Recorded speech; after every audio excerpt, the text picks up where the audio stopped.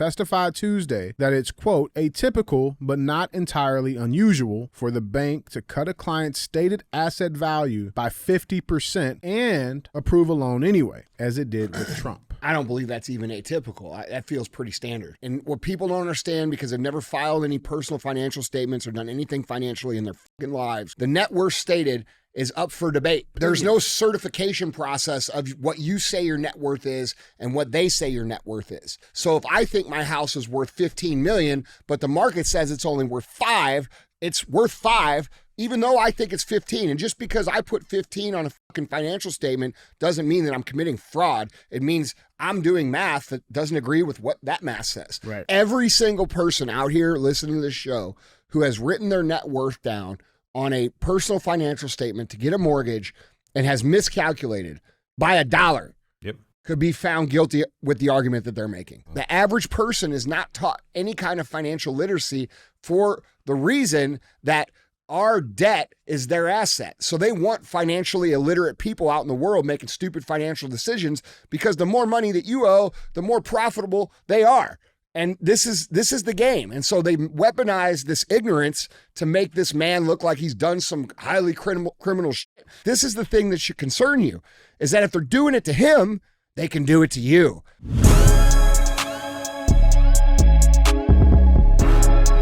What is up, guys? It's Andy Frisella, and this is the show for the realists. Say goodbye to the lies, the fakeness, and delusions of modern society, and welcome to motherfucking reality. You like that, didn't you? Yeah, that was a little dramatic. A little extra pause. sauce. Yeah. Anyway, today we have Andy and DJ Cruise the motherfucking internet. And that's what we're going to do. That's what CTI stands for. It's Cruise the Internet. We put topics up on the screen. We talk about what we think is true, what we think is not true. It is a speculative show. Try to figure out what's going on in the world. And then we try to figure out what we, the people, can do to make the situation better. Other times you tune in. We have Q and AF. That's where you get to submit questions. Questions can be about anything. I am a 25-year entrepreneur. Most of the questions that we do are personal development, entrepreneurship, business type questions. But if you have questions about what's going on in the world, we're happy to answer those as well, or anything else. You can submit your questions for that show, which usually airs every Monday, one of a few different ways. The first way is, guys, email those questions in to askandy@andyfrisella.com. Or you can go on YouTube in the comment section of the Q&AF shows and drop your question in the comments, and we'll pick some from there as well. Other times we have Real Talk. Real Talk is just 5 to 20 minutes of me giving you some real talk. You might call it a rant. I just call it talking. And then we have Full Length. Full Length is where we give you the full length and the girth. It's typically like what you see on most other podcasts, where an interesting person comes and joins and we have a conversation. And then we have 75 Hard Verses. And 75 Hard Verses is where people who have completed 75 Hard, who have taken their life from less than a desirable place and rediscovered their own power and taken back their life, come on the show and talked about how they did it and how you could do it as well. And if you're unfamiliar with 75 Hard, where the fuck have you been? Because it's everywhere, all right? And the reason it's everywhere is because it's awesome, all right? It changes your life. And if you want to get it, you can get it for free. And the reason it's free is because I'm awesome and I care about getting you awesome without you spending any money. It's hard enough as it is without making you reach in your wallet, okay? You can get it at episode 208 on the audio feed. 208, it's free. Go get it. Now, if you want to give me some money, I'll take it. You could buy the book.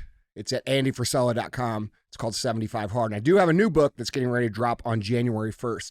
So keep an eye out for that as well. Now, we don't take ads on the show. You're going to notice that. I'm not going to talk about a bunch of shit that I don't use so I can get some extra money. I'm a successful entrepreneur. I built real companies myself. I've been at this for 25 years. I don't need their money, and I don't want to take their bullshit for what I say. So in exchange for not ruining your day with 47 minutes of ads, I ask very simply that you help us get the message out. Because of the nature of the things that we talk about, we don't get favorable traffic algorithms. We get f***ed with, we get shadow banned, we get traffic throttled, and we need your help to get the message out. So when we say pay the fee, that very simply means share the show. If it makes you laugh, if it makes you think, if it gives you new perspective, if it's something you didn't know before, please share the show. If the message is important, which they all are, please share the show.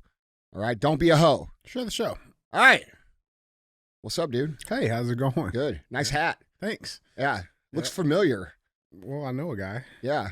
No, I mean, that looks like the hat. Oh, Yeah. wait, is this like the first one though? Yeah. Dude, you know, No, that's not the first one. The first one's in my office at home. It's like all sweated out. Oh, It's gotcha. nasty. But That's definitely the second one. But you felt the power he put I on? felt a little bit more domestic. Yeah. You know? Yeah. You felt like you went up the list a couple notches. 2 notches at least. Got it. At Yeah. least 2. Yeah. I agree. So we have a guest today. Do have a guest. Why don't you introduce our guest? Yeah, guys, we got a great. I've actually been following him for a minute, but we got Tim Parlatore, who is in on the studio today. Tim, how's it going? Good. Now, Tim is an attorney. Yeah. Why don't you tell us a little bit about what you do and where you came from, Tim, so the audience gets a little scope of your experience so far? Sure. So I started off in the Navy. I was a surface warfare officer. Got out of that and went to law school. Started my career in New York City, doing a lot of organized crime work, working for all of the greats who had been part of the John Gotti trials. Really learned how to try cases there. Ultimately, I got involved in a really big case, the Eddie Gallagher Navy SEAL war crimes case a few years back, which we won. Big not guilty verdict there. Yeah. And then that, kind of catapulted me through a whole bunch of other things. I recently represented Donald Trump. I was representing him through the investigative phases for both January 6th as well as the Mar-a-Lago case. Oh, so you're on the list with us too. Yeah. He's on the list. Shit, man. All right. And I have my own firm, Parlatore Law Group. I have 16 attorneys that work for me. It's an entirely cloud-based platform, so all of my people work remotely. It's very military friendly. I have a few veterans on staff, and then also about a third of my people are actually military spouses because of who they're married to. DOD keeps moving them around the country, and attorneys are licensed by the state, so they don't always live where they're licensed. And with me, they can telecommute, and so it gives them good opportunity to continue to work. So. My personal specialty, I do civil and criminal cases, and I always say, I don't specialize in any one type of case. I specialize in weird and big ugly fights, and that's where I'm comfortable. The stuff nobody else wants. Exactly. Yeah, got it. That's cool, man. What made you get into law? Like, what was there something like? I mean, did you watch? Was it a show? Was it? No, Night Court back in the day. I don't know what that is. It was actually Back in the day. my best friend. I went to the Naval Academy undergrad, and my best friend got in trouble when we were juniors, and he was facing separation. He came to me and he said, Tim, I need your help. And so he and I just sat there, went through all the regulations, and I figured out what they were charging him with didn't really match, but there was something else that matched a lot more. And I said, you just go tell him this. And he's like, Tim, I don't understand what you just said. I need you to do it. So I went up to the commandant's, JAG officer, explained the whole thing. He got dropped down to a battalion level discipline, so it saved his career. He just finished a tour of commanding the newest guided missile destroyer in the Navy. That's cool. Selected for captain. And he's a real hard charger and a great asset to the Navy who would have been thrown away over 20 years ago but for that. And that experience, really to me kind of lit the fire because I realized this is something I have a passion for. Before that I was thinking I might want to be a Marine Corps infantry officer, but I realized this is something I have a passion for. I can help people and I'm good at this. Like this is my talent. That's the key to greatness, man. Yeah. Most people can never get those things aligned. Yeah, and so with that, it shifted to trajectory. I tried to get into the Navy JAG Corps. They didn't accept me. I applied like 4 times, and so instead I came back as a civilian defense counsel and just beat the crap out of all the JAGs. That's awesome. That's cool, man. That's awesome. Now I think so. So obviously your most recent, I guess, biggest notable case was the Trump case. Can we talk a little bit about the Eddie Gallagher case? Oh yeah. So I mean, yeah, I talked to Eddie. The case is insane. Yeah, I've talked to Eddie a few times over Instagram. Yeah, we talked about this. Yeah. So I mean, because I didn't know about it though. I never knew about it till I talked to him. Yeah. So it's an insane case. It is insane. It's an insane case. Can we just talk a little about that? I mean, what was there anything in that case For those, can we just let's give the basics for those that have not heard about this case, like Sure. what start to finish. So Eddie was a Navy SEAL, and he was the platoon chief over fighting in the Battle of Mosul in 2017, and they they were accompanying the Iraqi forces in retaking Mosul from the ISIS. And about a year later, he was accused of war crimes. They said that he had stabbed an ISIS prisoner in the neck, killing him. They said that he had, as a sniper, shot at innocent civilians. A child and exactly. A child, an old man. And so he was... Serious allegations. Oh, yeah, very serious. Serious war crimes allegations. He was arrested. He was put in pretrial confinement, and I came into the case several months after he'd been arrested when they were dissatisfied with their legal representation and wanted to trade up.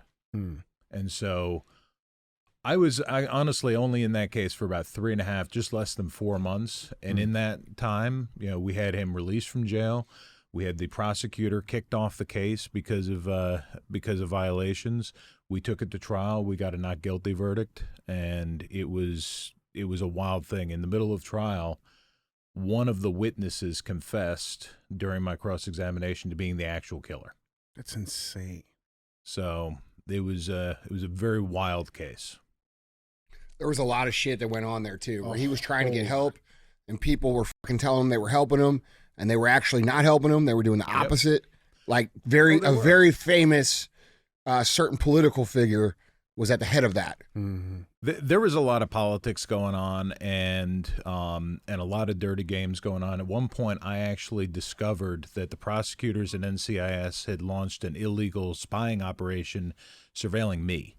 Mm-hmm. And so I obviously brought that to the judge's attention. That created a whole separate fiasco. We had several days of hearings on that, which ultimately resulted in the prosecutor getting removed. Halfway through the hearing, it ended early because the NCIS director sent a letter from Quantico invoking privilege and refusing to allow any of the agents to testify.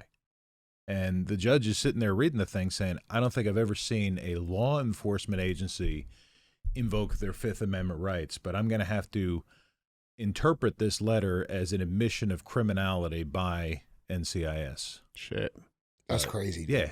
When the case was over, I sat with the judge, and he kind of looked at me and he said, Tim, you read about these things, some in newspapers, some in John Grisham novels, and you think maybe in my career I'll see one of these things. We just had all of them in one case. Yeah. That's crazy, dude. Yeah. That's wild. So what's it like to work with Trump, dude? Yeah, I say, did he call you up? He's like, I got to have that guy. Yeah. That guy's huge. I enjoyed it. Yeah. It's a different kind of client. Mm-hmm. I enjoyed it because it's a very consequential case. The issues that we were litigating, I felt, were very important issues and had to be handled right. I got along well with the client. And look, I've been very public about this. The reason I left has nothing to do with him or the case. It was the people around him that I felt prevented me from being able to defend him to the best of my ability. Fuck, how many times have we said that? Bro, I talk about that all the time on the show. I'm like, why is he doing this? And then, dude, then I meet the people around him, and I'm like, that's why. Yeah. Oh yeah, it's crazy. It was. If you want to bring me into a case, you gotta take the handcuffs off and let me win your case. Yeah. Don't have me saddled with a campaign that that's going to hold me back. And I mean, he's not the first person I've represented with a campaign. Yeah. I represented one of our mutual friends, Eric Reitens. Yeah. Yep. And he right from day one said, Tim, you're here to help me out with this campaign. You're here to get me elected. You guys stay out of his way. Tim, if you need anything, you guys give it to him. Yeah. And that worked great. Mm-hmm. But here it was kind of the reverse, where the campaign is trying to dictate strategy in a way that they, in my opinion, were trying to use these criminal cases and investigations as more of a campaign right tool than an actual litigation thing. And I mean, look, I love the biggest case out there, but at the same time, I don't want to be used for campaign purposes. Right. Yep. And also, you don't want to be making your strategic moves based around how the public's going to perceive it when you're trying to actually win something. Or how they think the public's going to perceive No, it. that's I already know the conversations. Yeah. These dudes are telling him, "Oh, you can't do that because this is how it'll look. The You polls can't will do do this this." because this Yeah. is how it'll look." Yeah. And as I always say, in a criminal trial, there are only 12 opinions that matter, and yours is not one of them. Yeah, no shit. If you're not a True juror, I don't care. So what do you think about what's going on in the world, man? It's crazy. Yeah, You I know? agree. It's crazy. I mean, I kind of have a unique perspective on things because I get to see a lot of stuff behind the curtain. Mm-hmm. It's a situation where legitimate problems have overreactions and overreaching, solutions being implemented, which causes bigger problems. And I think that a lot of this, people, they love to overreact and they love to take advantage of any tragedy for their own political gain. And if we were to take a step back and look at these things a little bit more, carefully, analytically, focusing more on the facts, the evidence, and the law, you come to a different conclusion. What do you think it is? Now, I want to know, first of all, it seems to me that the law is being heavily twisted and manipulated by a certain political party. You know what I'm saying? Like we're very much so applying the law to people. There's a double standard. It's a double standard. When I observe what's happening and how the law is being applied to, let's say, conservatives, but not being applied to, let's say, people who are left of center, how do you correct that over the course of time? Because I've never witnessed that in my life before, or maybe it's always been that way and I didn't notice it, but it's become heavily weaponized at this point in time, and it's very obvious. And one of the things, that I struggle with is like when I think about how we can rebuild the country and sort of restore what needs to happen. I mean, what do we do with people who are willing to take the law and basically make it applicable in certain cases where it doesn't apply blatantly without regard for what they're supposed to do? Because I feel like things like what Letitia James is doing and like this, what's this dude up here in the Skeletor, that Jack old Smith? that old white dude that looks like a They're skeleton. all old white. Which No, one? bro, he's the judge in the. Oh yeah, Ingoran. Yeah, that guy. Yeah, I actually got that as headline. Oh, do you? Mm-hmm. Well, We can dive into it. What is it? What is it going to take to correct this problem? In my opinion, this is not something that's recent. Okay, we have always had a weaponization of the criminal justice system. I see it a little bit differently. Yeah. Not so much that it's being weaponized against one party or, as other people would argue, it's being weaponized against certain ethnic groups and things like that. I see it personally as the criminal justice system is weaponized against everybody. The difference is who's in charge and the political figures that will protect their own and protect their favorite group. And so, that's the problem. And I think that a lot of it is a lot more public now, and people are starting to see, things that were obvious to me years ago, just in the New York City criminal system of how it is weaponized against people. It's now much more public. And, the years of where, we thought that federal prosecutors were these, knights in white shining armor and, the things you see on TV, Jack McCoy type characters, that's all a fiction. And to me, the way that you fix this is, to change the career path of these prosecutors to make it something where they're incentivized to do justice as opposed to racking up their stats or to racking up the biggest, names, the biggest scalps on their wall, and also to remove the politics from the process. I mean, to me, an elected prosecutor is a recipe for disaster. I'd agree. Letitia James, I'd agree. and I'm going to address both of the names you brought up. Letitia James is an elected Democrat attorney general who campaigned on a platform of I'm going to get Donald Trump.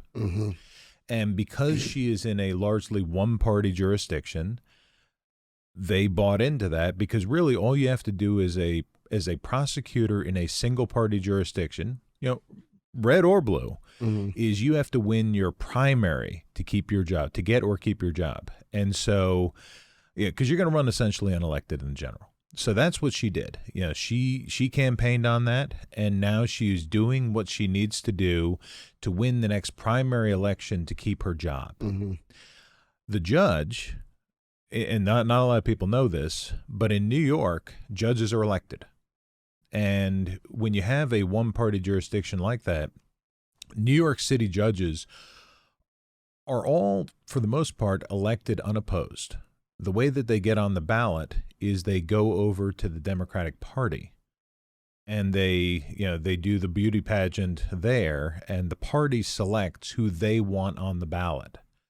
And so just about every judge in the state system in New York is selected by the political party, to that position, and then rubber stamped by the electorate, because they don't really have another choice.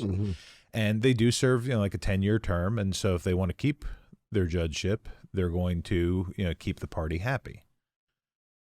Federal judges aren't like that. Federal judges are appointed for life, and it is not a perfect system, but it's a more perfect system where they're appointed by the president, but with the advice and consent of the Senate. And ordinarily, they don't even get advanced to the president's desk without the senator from that jurisdiction. So really, any federal judge in New York doesn't get to that position without, for the ones that were appointed during Trump's era, they don't get to that position unless both Chuck Schumer and Donald Trump agree that this person should be a federal judge. And then they're appointed for life, and they don't have to worry about reelection. So that's one of the many reasons why I prefer to be in federal court. But when you have a state system like that, and everything I just described also applies to Georgia. If you have a situation like Fulton County where it's a one-party jurisdiction, certainly the Manhattan District Attorney's Office, all of those are politics infecting the criminal justice system. And then on the federal side, the Attorney General is appointed by the president, and when they are given their marching orders of these are what your priorities are going to be, when that trickles down, the prosecutors, even if nobody says, even if Joe Biden never actually calls up Merrick Garland and says, I would like you to prosecute my political opponents, Merrick Garland and the people under him and Jack Smith, they all know, I want to please my boss. And the best way that I'm going to please my boss is by bringing the cases that they like to see. Which is now, in today's day and age, things that get attention. Right. Yeah. Now, and one question I have is... not necessarily what's wrong or what's unjust. But an interesting thing is you have a situation like Bob Menendez getting indicted right in the middle of all this. Well, what do you think that was? Because I feel like that was like a, because we talk about it in terms of like, when you are in these positions, you're Bob Menendez, you're a Democrat senator, right? You got to play ball, because the committee chairs that you sit on, like that's all pay for play. You got, there's rules and regulations that you got to play by, and it may not be a direct conversation, but you know the rules, and if you want to stay in this game, you're going to play them. Now, I'm to the opinion that I feel like that was just one of those situations where Bob either did something that they didn't want him to do or didn't do something that they wanted him to do, and he got shit canned. Or he took it a little bit too far. I mean, once you get to the stage of having stacks of gold bars in your house, one problem that... What about having a tank in your house?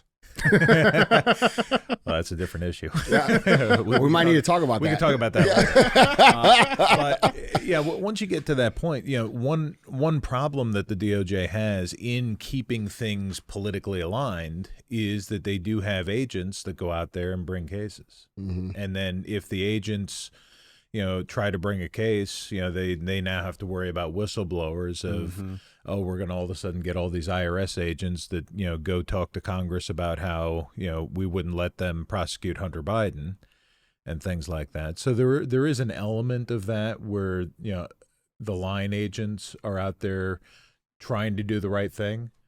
And that's one thing. If you look at the FBI, the line agents, by and large, are out there trying to do the right thing. I've noticed that we have a lot of well, Yeah, they tell us. yes. Oh, yeah. And like even the FBI does have a large cadre of people that are not agents, and those are more of the political appointees. I mean, one of the things that drives me out of my mind, one of my good clients and close friends is Bernie Carrick, the former police Bernie's commissioner awesome. of NYPD. Yeah, I love Bernie. Yeah. Yeah. But he and I are always talking about, like, look at the FBI director. When is the last time we've had an FBI director who has personal experience carrying a badge and a gun? It's been probably decades. Right. Yeah. Right. Hoover? Well, No, the FBI Hoover. directors. Hoover wasn't even. Oh, dude, look. Yeah, but this is, look, this is the same problem in business. This is when businesses get too big, they end up hiring people who are they come from Harvard and Yale, as opposed to people that actually pack boxes and went through the whole system. Right. You know what I'm saying? You Right. can't get the same outcome. So, I don't know. Yeah. So, I mean, going back to your question, what's the best way to fix it? Rip the politics out of it. Literally. Yeah, literally find a way to depoliticize the criminal justice system, and whether it's having some kind of a bipartisan oversight commission or something. Yeah. If you rip the politics out of it and then you start to actually hold prosecutors accountable for misconduct, because that's the other thing is they have immunity. And so when a prosecutor goes and does something that's outright illegal and unethical to try to put somebody innocent in jail, nothing happens to him. Yep. That's insane. Like Kim Gardner, she got what, a $500 fine? Exactly. Yeah, that's insane.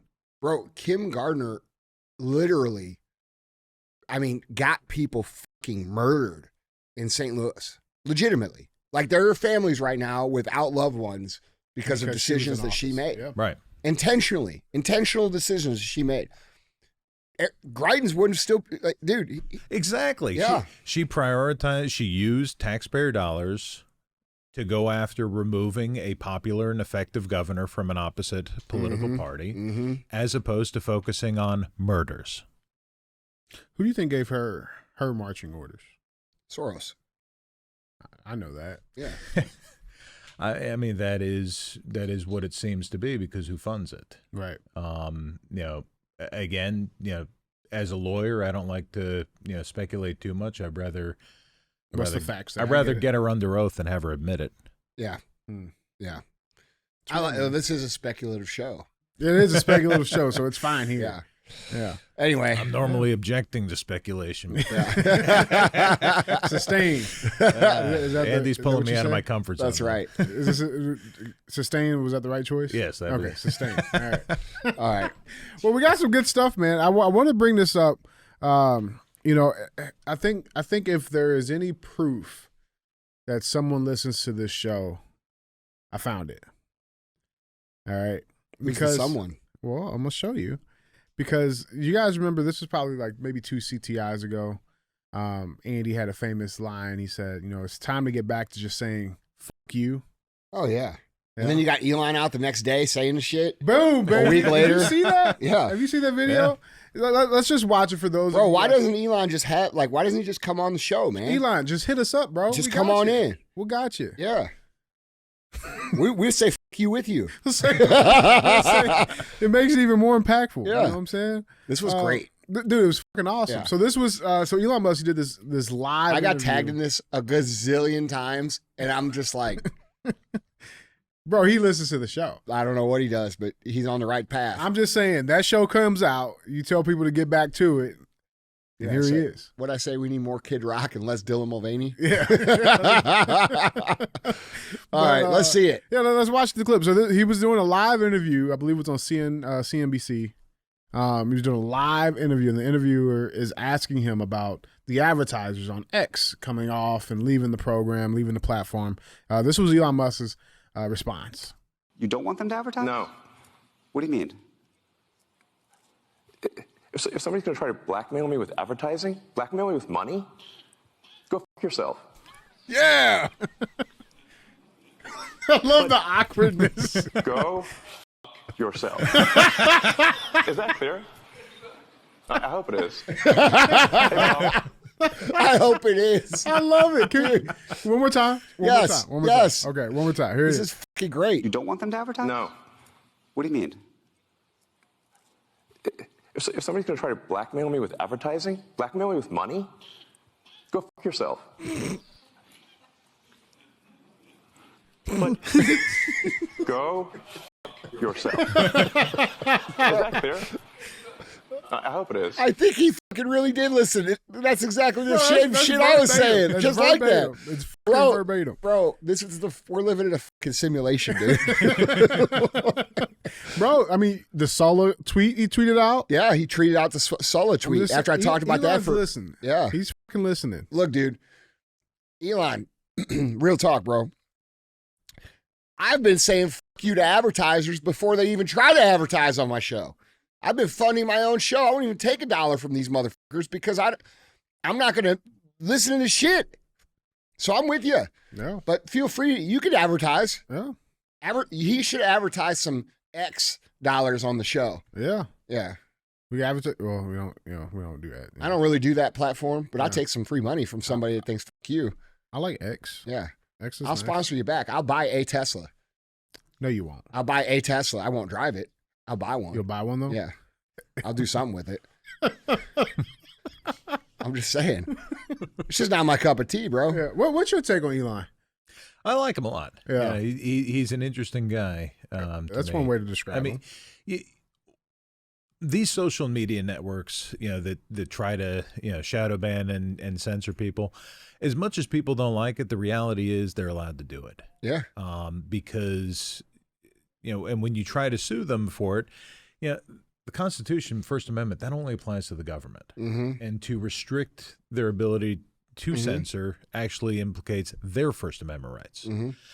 What I like about him is that he went in and he kind of made a business decision of, hey, you know what? People don't like censorship. Maybe we can increase usership by getting rid of it. Mm-hmm. And I think that he's done a lot of great things, with that. And also I love that attitude where, he's not going to just cater to everybody, the way that, Zuckerberg and these other people do. Let me ask you a question regarding like the internet, right? Yeah. So I hear what you're saying, and I know it's technically correct, right? Like it infringes on their right by telling them they cannot censor. Right. So we have Section 230, right?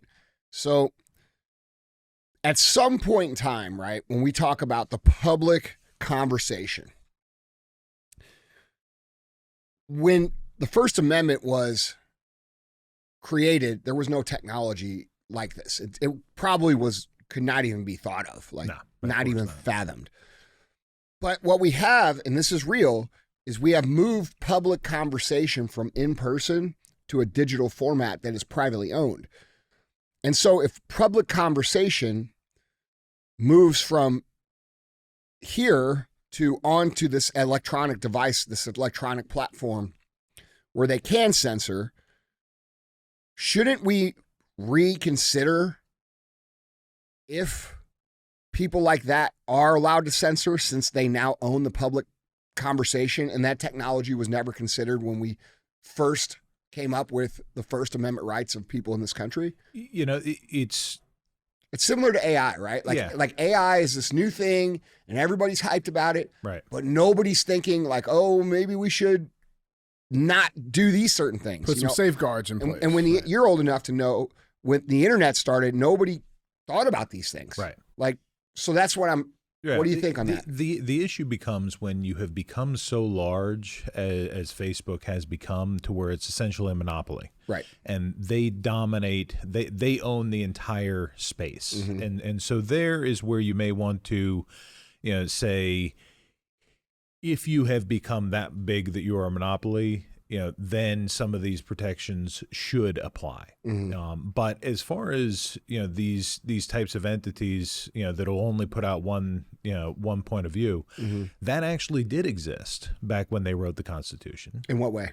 Because newspapers at the time, most newspapers were actually for one or the other of the parties, and Just like so today. Yes. So, but that's how it was from the beginning. Alexander Hamilton started the New York Post. It was called something different, but it was specifically, to put out, Federalist propaganda. And then there was the Democratic Republican newspaper. And so people would, they would write these essays attacking the other side. But if you read just the one paper, you're only going to see that one side. The New York Post would never publish anything written by Thomas Jefferson. And so it did kind of exist at the time, but the people had access to multiple papers, so they could read the one that they want, or they could read them all and get all sides out of it. But when it does become this single hegemonic thing, right? Like Meta, then at that point it does become almost a quasi-governmental agency where they really do control the public conversation of everybody. I actually kind of look at it from a slightly different perspective of it's kind of a fraud when you build a platform like this and say that it's going to be all about free speech and public discourse and everything, and then you have people that go on there and they build a huge following, they build this whole community, all based in justifiable reliance upon the promises that were made by Zuckerberg back when they started, and they pour all of their money and effort into this thing, and then all of a sudden Facebook turns and says, okay, well, guess what? Now, even though we promised you this, we have decided now we're going to exercise our First Amendment rights to only have people that we agree with have those kind of platforms. So now I'm going to start suspending all these accounts. And so I think from essentially a fraudulent inducement perspective, there's a different legal argument to be made as to why they can't do it, rather than just simply a First Amendment should apply to Meta. See, I'm okay. If that was the case, I'm fine with that, because there are other options you can go to, right? Like, that's fine. But I think the dangerous thing and what's come to light, within the last year or 2 years were, like the Meta files, or the Twitter files, which exposed that it was not these private companies just acting on their own. Right. These directives of censorship and shadow banning and the use of bots, it was all at the direction of the federal government. And right? that's when you get into being even more so government action. Because if the government is directing you to do something, or you're doing something at the government's behest, even though it's, if it's a request or otherwise, it is initiated by the government, and so then then that is a violation. Absolutely. Yeah. What do you think about the idea? So something that we never hear, and Eric Schmidt's a good buddy of mine. It's funny because I was friends with Schmidt and Greitens, so it was a little bit weird. Oh, so you endorsed Eric too? Yeah. No. Actually, the truth was, and I have no problem saying this, I've been friends with Eric Greitens. I supported him first. And then when they snowballed him in the primary with those fucking false allegations, I agreed to meet with Eric Schmidt because Eric Schmidt asked to reach out, and I'm actually friends with his cousin. So Eric Schmidt and I met, and I ended up really liking him, and we've become friends after the fact. So now I'm friends with both of them. And it's a little awkward, but they don't like, I don't think, I think Eric, just don't invite them together. No, I don't even know that's what it is. I think Eric Greitens feels very sour about what happened, and I think he deserves to feel that way. But in reality, I think he also knows that Schmidt's a team player, and he's up there trying to do good work. And he wasn't behind it. No, he wasn't. And so, and that's been a really cool friendship. But Eric Schmidt and Eric's starting to lead the charge on what we're talking about here. And one of the things him and I were talking about was how they, traffic throttling. Yeah. People don't talk about that in terms of censorship, the algorithm, right? Like, it's not just getting your platform taken away or getting your post deleted or getting fact checked. It's the way that they naturally... That stuff comes later. Yeah. It's the way they naturally change the flow of the algorithm when you start to talk about things that they don't want you talking about. And that's censorship as well. And that's something that, I've encouraged those guys to really start to talk about some more. And I've seen them say some things about it. But hopefully, we get some resolution on that as well. Because the truth of the matter is, if these guys wanted, look, this is how I look at it. Look at TikTok, right? TikTok's crushing everybody. The reason it's crushing everybody is because it's pretty open algorithm. All right. So if these guys were operating in good faith, like they say they do, saying, we're a business, we're here to build a business, they would open the algorithm because it would create more money for their business. But that's not what's happening. What's happening is they have a big business that's making a lot of money, and they're using that business to curtail and craft public discourse in the way that they want it to be. And we see this from the donations of the people who run these operations and the money, where the money goes that they donate. And so my argument, when I think of like what's actually happening, is that they're not even operating in good faith as a business in the first place. They're operating as a literal conversation manipulator of public discourse. Mm-hmm. And so, what do you think?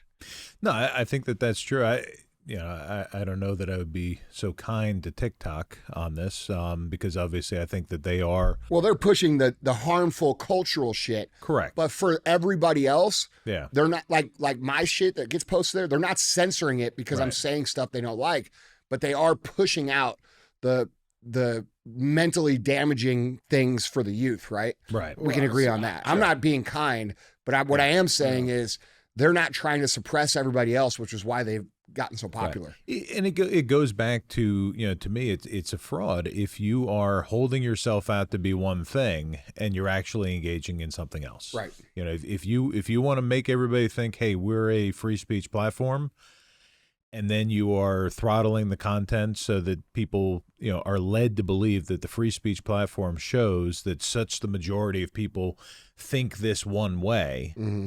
And that you don't get to hear the other side of things, then that is a fraud. Mm-hmm. Because you've induced people into the space with the promise of free speech. Well, it goes further than that. Look at what DJ brought up in the Twitter files. They have millions of accounts that are not even real accounts that they use to put traffic on political narratives that they believe in. Right. And then they use those same fake accounts, those bot accounts, to attack the political narratives they disagree with inside the corporation. Like, dude, what the fuck? Like, these are not even real people, and they're using their internal resources to prop up and then suppress and create confusion in the. This is why so many people that have regular common sense views feel so alone. Mm-hmm. This is why people think like. Well, there's real damage there too, Andy. How many people died because ivermectin and hydroxychloroquine was censored? A lot. How many people didn't take those therapeutics because they were told that they were, horse stuff? Yeah. And like, how many people, like there's physical damage there. Yeah. And they're trying to create as much distance between then and now as they can so that people forget what they actually did. And so they can do what they actually did was they fucking killed people by propping up truths that were not true and suppressing the actually true shit. Bro. It's crimes against it. We got it's crimes against humanity, dude. It is, man. Anyway, let's get into it because we got some good headlines here. So let's get into it. We kind of touched a little bit of some stuff. We touched some stuff. You touched some stuff? I didn't know you guys touched some stuff. I'm not doing any touching. No, man, we got some good headlines, guys. Remember, if you want to see any of these pictures, articles, links, videos, go to andyfrisella.com. You can find them linked there. If you're watching it on YouTube, check down in the description below. You can find them there as well. So with that being said, man, let's get into our first headline. Headline number one. Headline number one reads, Trump gag order reinstated by appeals court in New York civil fraud trial. So this just came out today. This is a new development. There's a couple of new developments in this case. So let's. I think we have an attorney who actually represented Trump. Not in that case. Yeah, not in that case, but what are we seeing here? So let's dive into this a little bit. So a New York appeals court Thursday reinstated a gag order that barred former President Donald Trump from commenting about court personnel after he disparaged a law clerk in his New York civil fraud trial. The decision from a 4-judge panel came 2 weeks after an individual appellate judge had put the order on hold while the appeals process played out. The trial judge, Arthur Engoron, imposed the gag order October 3rd after Trump posted a derogatory comment about the judge's law clerk to social media. The post, which included a baseless allegation about the clerk's personal life, came on the second day of the trial in New York Attorney General Letitia James' lawsuit. James alleges Trump exaggerated his wealth on financial statements used to secure loans and make deals. Trump, a Republican, denies any wrongdoing. And there's a couple of other big, losses, I guess, that are happening right now. This headline also comes out the same day. Judge Chutkin denies Trump motion to subpoena for missing J6 records. So Judge Tanya Chutkin, who is presiding over Special Counsel Jack Smith's case against former President Donald Trump for 2020 election interference, this week denied a motion by the former president to seek materials he said the House committee investigating January 6, 2021 had not turned over to the National Archives. On Monday, Chutkin rejected Trump's motion, accusing him of going on a, quote, fishing expedition. She says, quote, the broad scope of the records that defendant seeks and his vague description of their potential relevance resembles less a good faith effort to obtain identified evidence than they do a general, quote unquote, fishing expedition that attempts to use the Rule 17C subpoena as discovery evidence, she wrote in her denial. A lot of interesting things happening. But there are some wins and some interesting things that are happening inside the courtroom.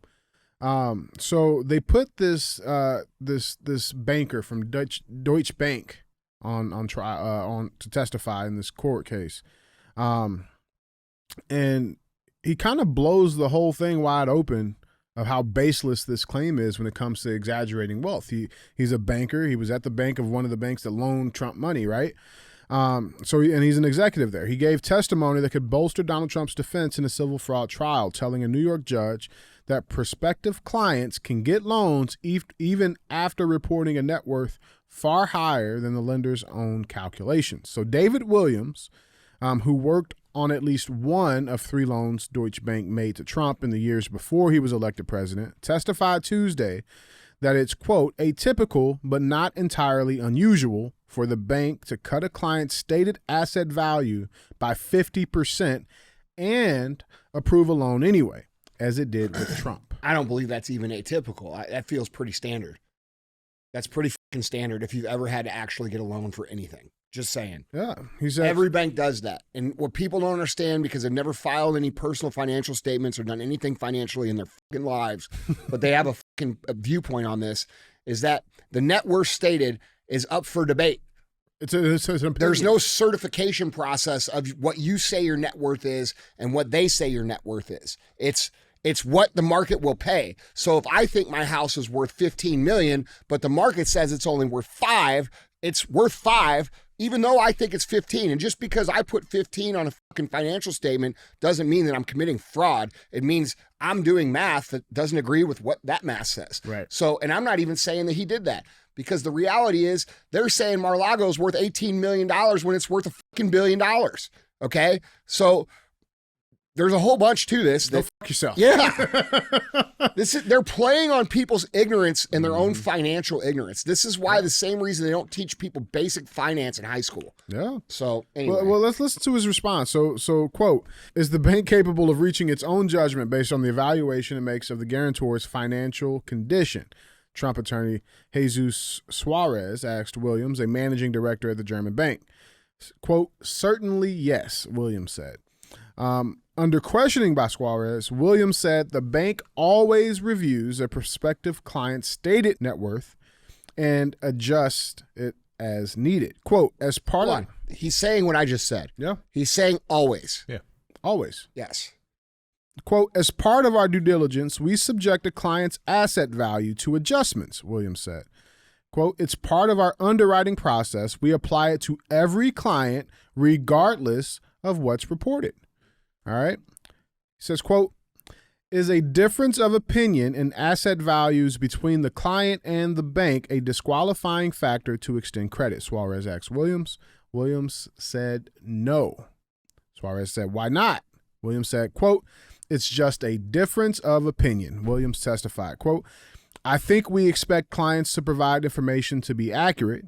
But Williams added that such financial statements are made, quote, largely relying on the use of estimates. Man, it's almost like I've done this before. Yeah, almost. But here's where it gets weird, right?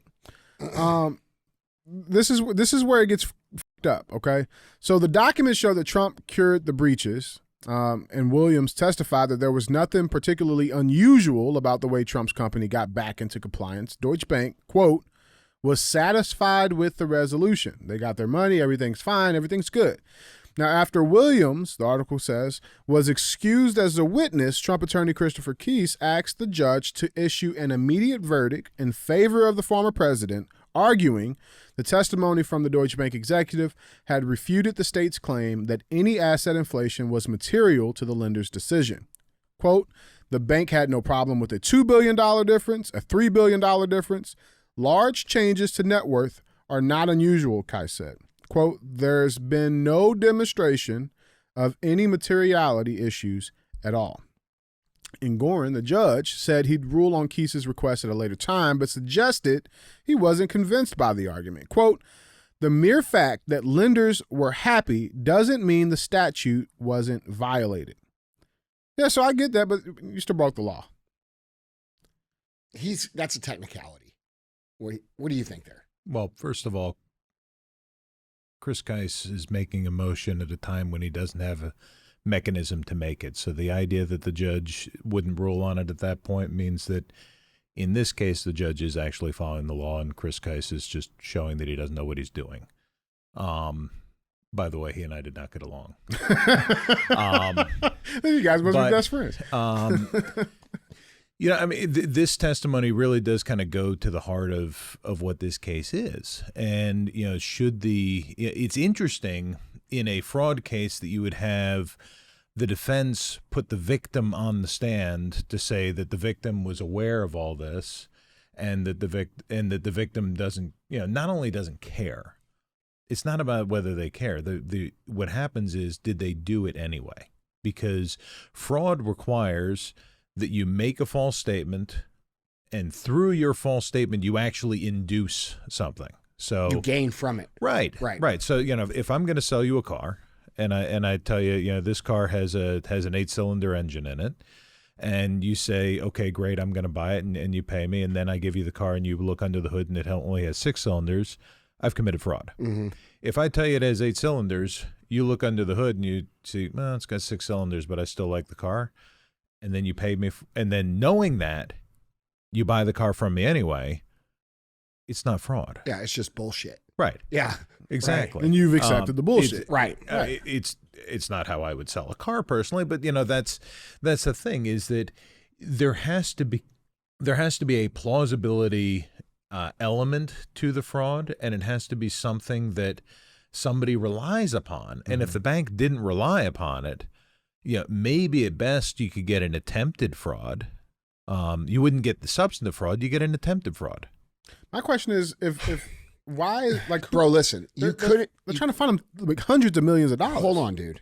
Listen, this case could apply to any single fucking human being that's ever even applied to a mortgage. Yeah, like every single person out here listening to this show who has written their net worth down on a personal financial statement to get a mortgage and has miscalculated by $1, yep, could be found guilty with the argument that they're making.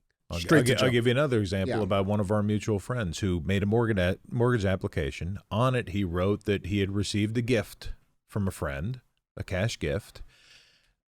He later came into a lot more money and decided to pay that cash gift back. Paid the mortgage on time, you know, no issues like that. He went to jail because DOJ said, when you said that was a gift, we think it was really a loan because you ultimately did pay the guy back. That's crazy. That's Bernie Carrick. That's fucking crazy. That was one of the things that he was convicted of. Holy shit. Yeah. That's insane. That's like saying, Tim, that's like me being in a spot, right? Like a financial pinch. Yeah. Which fucking happens to everybody at some point, probably multiple points in their life. No matter how, Donald Trump almost lost all of his money like 7 times. Like, bro, it happens. Yes. So that would be like one of Donald Trump's rich buddies saying, hey, bro, here's fucking $30 million. Don't worry about it. Don't worry about it. We're billionaires. You're going to get back. No big deal. I love you, man. I love everything you've done for me. And then Donald Trump later saying, I'm back on my feet. Hey, bro, thanks for the 30. I appreciate it. I gave it back to you. And then them putting him in fucking jail for it. That's insane. That's wild. It's one of the reasons why, to me, the government shouldn't be getting involved in these things. Yeah. Now, if Deutsche Bank called Letitia James and says, "We've been wronged," that's a different thing. He defrauded us. That's what I'm saying. Where's the victim's right? not? If I'm happy, bro. he inflated his income. He claimed he owned 3 buildings that we found out later he didn't even own.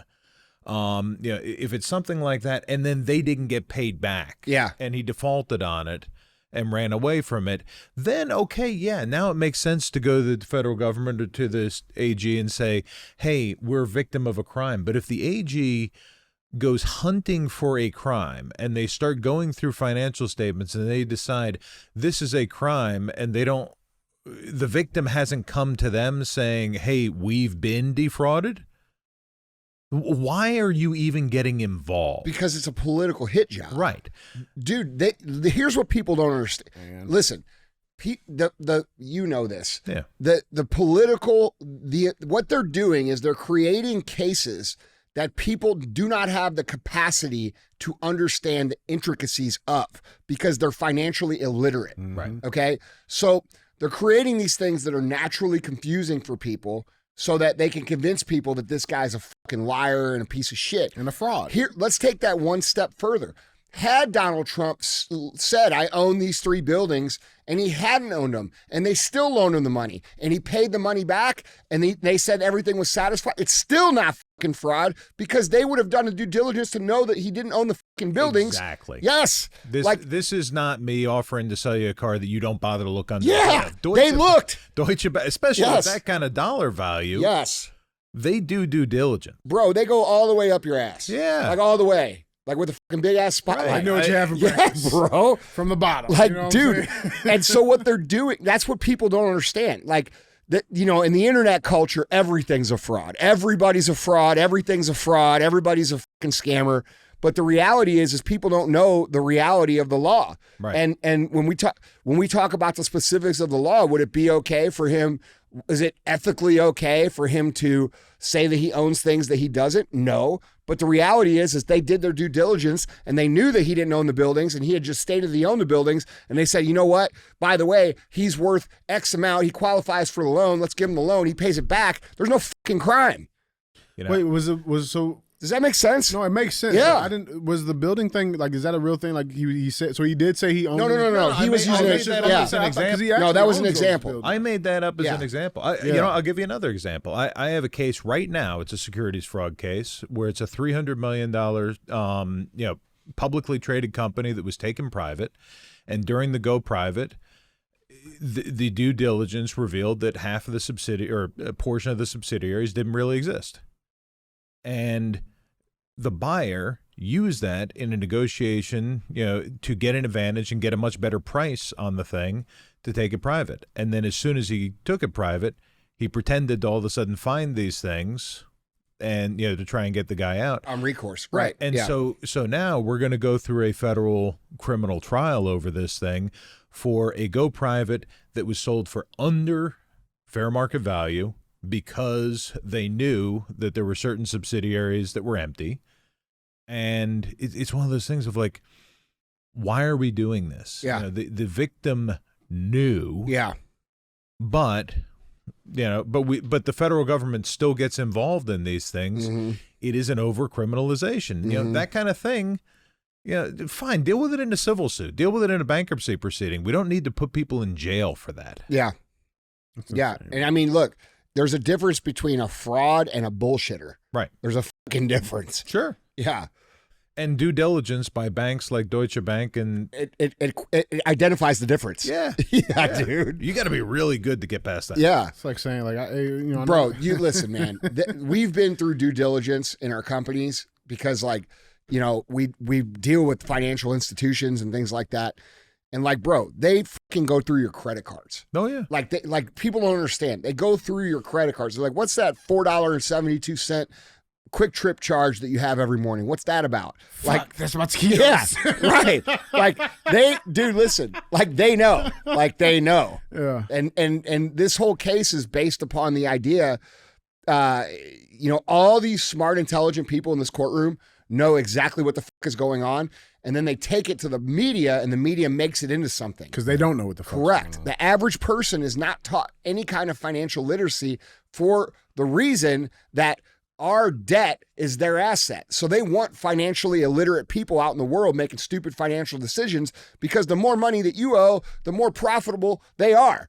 And this is the game. And so they weaponize this ignorance to make this man look like he's done some highly criminal shit, when in reality, and this is where the fucking rub is here. Like, this is the thing that should concern you, is that if they're doing it to him, they can do it to you. Because if you filled out a loan for a car and you overstated your income by $2,000, or you figured you put on a mortgage statement that, even though you made all your payments, you calculated your net worth, or bro, this is what I'm saying. It's dangerous shit. And people don't understand this. So if you guys get behind, and so many people are like, look, he's a criminal, he's a this, he's a that.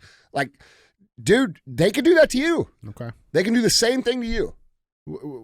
On final thoughts on this topic real quick, because we do got to move on, but I want to ask, what do you think? I know you don't like to speculate, but what do you think is the outcome of this, of this one specific case? Because there's 3 others, but what do you think happens in this case? Oh, this case, the judge is going to rule against him. Yeah, he's going to have a verdict against him, and then it will go up on appeal. And I think just about all of these are going to be trial losses and appellate wins. Got it. Okay. Well, you heard it here first on Real AF, so we'll stay tuned on that, man.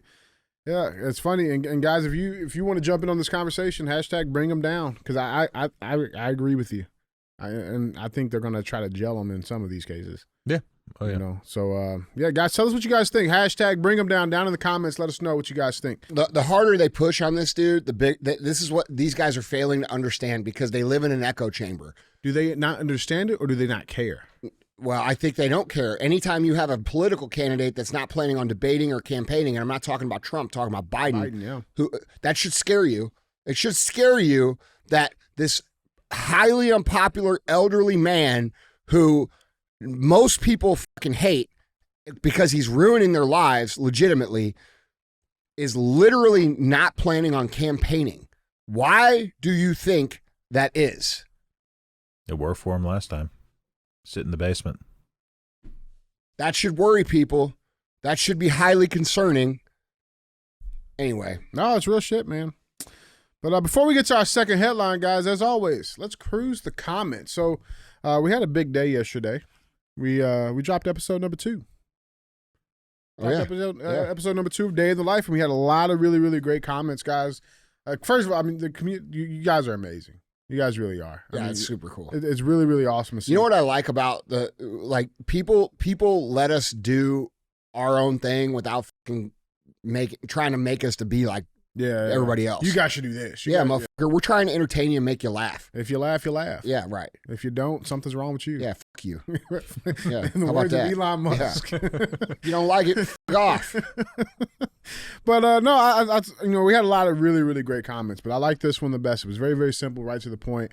So today's Cruise the Comment comes from No Rodriguez? Yeah. Okay. I didn't know if there was something different there. Okay. All right. No Rodriguez, 78-72. The American dream will not die because of you, Andy. Thank you for leading. No, it will not die because of you. That's what you have to understand. Just because I'm out here, I've been doing this for 25 years. The reason I come on here and talk this shit is so that you have the opportunity to go live your dream. And this is the other thing. I saw a few comments like, oh, Andy's just trying to show off his lifestyle. Yeah, motherfucker, you're right about that. I've earned it. I've been at this for 25 fucking years. And I want to show the young men and women out there that are out there grinding that there's a fucking reward for that grind. At some point. Yeah. And it's an obligation if you're winning, if you're a winner, if you built something, to let people see some of the spoils, share some of that reward, let them know that on the other side of this fucking bullshit that they're working through, there's something to actually be had. And we don't see that enough because we got all these knuckleheads on the internet crying about people showing the fuck off. I'm not showing up. Bro, do you know how hard I dim my shine so that you guys don't fucking die? Like, if I'm being real, if I went around here and I showed off and flexed, you'd fucking know. Yeah. You gotta be calling Letitia James. Yeah, bro. like I'm legitimately being considerate. I'm being considerate of your fragile little feelings. Okay? So you know if I was flexing and it isn't showing 20 minutes of my life. There's not a place I can point this motherfucking phone that ain't a flex for most people. No. And I've earned that. And I've done it for 25 years. And you can too. So when I show you some of the cool shit in my life, it's not bragging, it's inspiration for you. And if you see it as hate or whatever, get the fuck off my page. Go be a fucking loser, eat your Hot Pocket with your fucking mom. Give a shit. What? I love it. Bro, I'm dead serious. I know you are. That's why I love it. I love it, man. But guys, we do appreciate you guys. The ones that are real, not being the hoes. We appreciate you guys always. Give me another Hot Pocket, Mom. Now I know pepperoni this time. Now I know the defense. I'll tell Deutsche Bank that Andy has underestimated his wealth. Yeah. In fact, Your Honor, he's lowered it down. Yeah. He lowered it down for people. Bro. I love it, man. Guys, keep being real ass fans. We appreciate it. Bro, I try not to demoralize people. Like, I don't want people to look at shit and be like, I could never have it. No, you can't. You know what? Yes, exactly. So, winners are inspired by that shit. Losers become haters. That's reality. Yeah. And people who hate, bro, they hate themselves. They don't even. And that's really who they're mad at. It's not. It's a literal statement. If you hate on someone else, you're hating yourself, because what you're telling God and what you're telling the world is, I don't like winning. And that means you're never going to get it. So remember, when you hate on someone and you talk shit on someone, if you even think bullshit about someone that's winning, that's just hating on yourself, because you'll never win. You're putting out the wrong energy. You're putting out the wrong vibes. And what you're saying is, I don't like winning. I don't want winning. And winning will never come to you. It's real shit, man. So when you hate, you're hating yourself, bro. Love it. Love it, man. Well, guys, let's get back into our headlines. Headline number 2. Now, we're not beating dead horses here, all right? But there's some developments here. We got to cover it. And there's also some interesting backstory on why this story is coming out. So we covered last show, I believe, about what's going on in China, right? Kids are getting sick. I don't know. Have you been seeing that? Well, this headline reads, "Mystery wave of pneumonia hits America." They're saying that it's here. Ohio County records 142 cases of white lung syndrome, which it says meets the definition of an outbreak as China and Europe grapple with crisis. Like I said, we covered this. We also covered, if you guys do some research, you will go back to October, I believe 23rd of 2022, where they ran a second tabletop experiment where they planned out something just like this. Now, I was like, why did this headline come out? Why this article, right? Why now, right? And it took me a couple of minutes, and then I found this headline. Fauci set to be grilled by House GOP majority for first time. Oh, that's why. They got to cover. What's the distraction? And I think that's the important thing to remember here, guys. There's always this shell game they try to play. Look over here, don't look over here. And we like to expose it here at Real AF. So let's dive into this. So Dr. Anthony Fauci is facing the House GOP majority for the first time in a marathon 2-day session behind closed doors to discuss the U.S. government's handling of COVID-19. Fauci, the former long-term director of the National Institute of Allergy and Infectious Diseases, will be interviewed by the House Oversight Committee's Select Subcommittee on the Coronavirus Pandemic. It is taking place across 2 days on January 8th and 9th, which each day set to last 7 hours without accounting for breaks, the committee announced on Thursday. Fauci also agreed to testify in a public hearing at a later date, the committee said. The immunologist was the most public-facing federal health official during the COVID-19 pandemic under both the Trump and Biden administrations. President Biden ended up elevating Fauci to his top medical advisor, a position he left when he left his other role at the end of 2022. He ended up taking a large share of blame for the negative impact on the public health measure at the time, with his endorsement of lockdowns and school closures, since being blamed for significant learning loss among students across the United States. And that's being easy. That's being very, very nice. Chairman Brad Winstrup out of Ohio said Fauci's testimony was critical to his panel's investigation on the origin of COVID-19, coercive mandates, gain-of-function type research, scientific censorship, and more. Quote, "It is time for Dr. Fauci to confront the facts and address the numerous controversies that have arisen during and after the pandemic," Winstrup said in a statement. Quote, "Americans deserve trusted public health leaders who prioritize the well-being of our people over any personal or political gains. And at the same time, they're trying to run this fear tactic of this new outbreak. As we were just talking about, our good buddy Eric Schmidt, he's back in it. Republican Senator Eric Schmidt vows to end COVID tyranny of CDC and NIH. So he's getting a bill together that he's about to get passed. Senator Eric Schmidt introduced a bill Thursday that would give Congress greater oversight of the Centers for Disease Control and Prevention, or the CDC, and the National Institutes of Health following the COVID-19 pandemic, according to a copy of the measure exclusively obtained by the Post. The bill, known as the, quote, End COVID Tyranny Act, would mandate congressional appointment and term limits for the directors of both agencies, as well as require a majority vote by both chambers to approve a public health emergency lasting longer than 90 days. Guys, Andy, what do we got on this? Look, man, I think we need to be a lot more aggressive. I think these people ruin lives. I think these people caused deaths. I think these people coordinated things that, created the destruction of many American families, not just their family businesses, but also their lives have ruined, they've ruined the lives of millions of people. And they did it, in my opinion, for reasons that had nothing to do with health and everything to do with control. And I think anybody who's been paying attention for the last few years can see that. And so to continue to, pretend like these guys were acting in any regard with the health of the general public in mind is an absurdity. And I think we need politicians, including Eric Schmidt, to get a little bit more aggressive, maybe a lot more aggressive, and actually holding the people accountable that committed these crimes. There were real consequences to them. People actually died. As you noted a minute ago, there were many people, who didn't take ivermectin or hydroxychloroquine or strictly on the base of the narrative that they were spinning. Our own federal agencies, the FDA, put out a tweet with a picture of a horse that made fun of anybody that actually took this.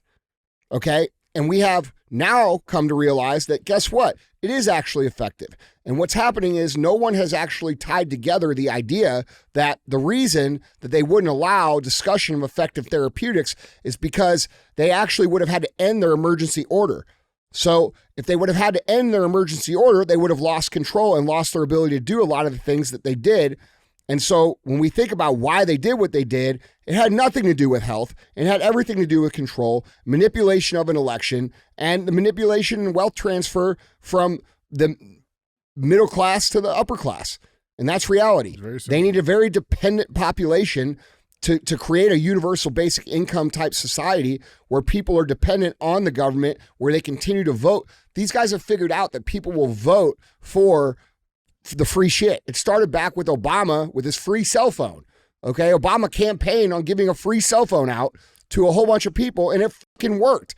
All right, so we have a society that is literally willing to give up their fucking freedoms for a guaranteed check from the government, and they're forcing the hand of businesses by creating scenarios where people have to close their businesses or people actually get fired. And when we talk about all these people that got fired for not taking the shot, that was part of that. That happened a lot in the military, bro. This is all a play to create a dependency class and to get enough of those people on one side of the situation where they continue to vote for these people. This is their play. And we're in a situation now where, these people are not being held accountable, and we're in danger of them doing it again. So until these people are literally fucking hung, they will continue to do the shit over again. And I'm tired of politicians pussyfooting around the issue. That's my opinion. Yeah. What's your take on the COVID response, man? This dude should be on the end of a fucking spike. There's a couple of things to me is you look at throughout our history, the government is always growing. And it's always finding ways, to creep more and more into our lives. And what was intended to originally be as a relatively limited government has instead become very, overwhelming. And every time that there is a situation like this, that they can use that to further their own power, they do that. One thing that when you talk about how bad all these measures were, something that I deal with, relatively frequently is in DOD. When they had the COVID vax mandate, which was clearly erroneous, and they kicked out all these people, they did, terrible things to their records to try and get rid of anybody who wouldn't comply. And I don't know if you saw this, but not only are we now, they now opening up, reversing all of those, bad discharges. Yeah. But the Army's actually sent out letters saying, we missed our recruiting goals, so here's the process to reverse your discharge, and please see a recruiter because we'd like you back. Why do they like you back? Why do they want you back? Because they lost so many people and they've missed all the recruiting goals. Well, now they can't get the mission done. It's not the mission, bro. They're going to send.